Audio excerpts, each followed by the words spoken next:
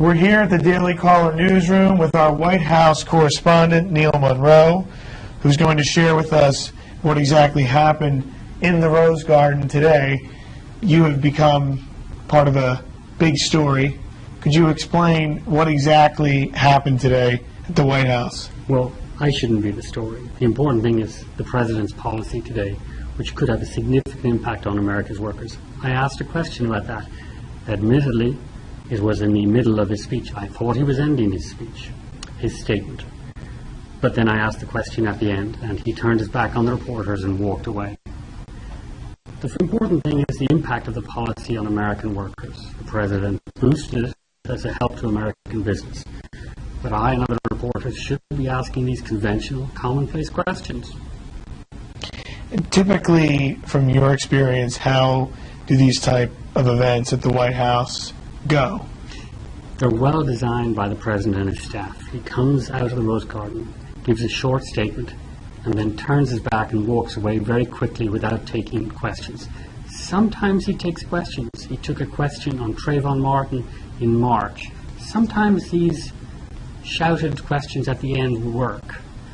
Not today. He refused to answer the obvious and conventional question about the impact of his policy on American workers in a time of high record unemployment. So, from your perspective, the speech was coming to a close when you were beginning to ask your question? Yes, timing these things is a little awkward. He speaks very well, very smoothly, very nice delivery. It's hard to know when he's about to end. I thought he was going to end today. I asked my question too early. He rebuked me. Fair enough.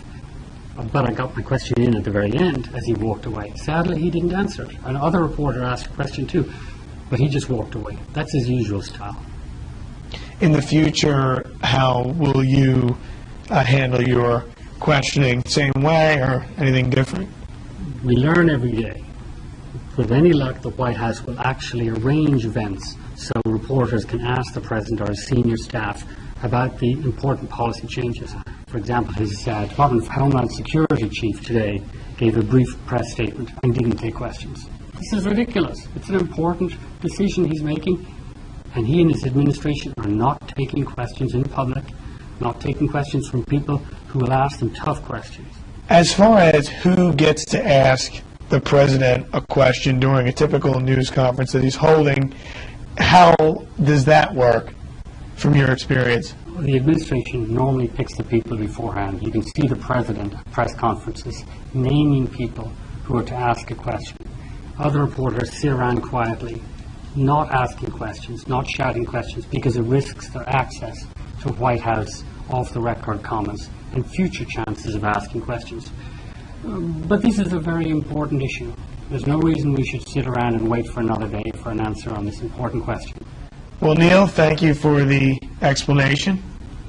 Well, thank you very much, but I should not be the subject of this interview. The President's decision-making and its impact on the country is far more interesting. At the Daily Caller newsroom, I'm Nicholas Balsi, and thanks for watching.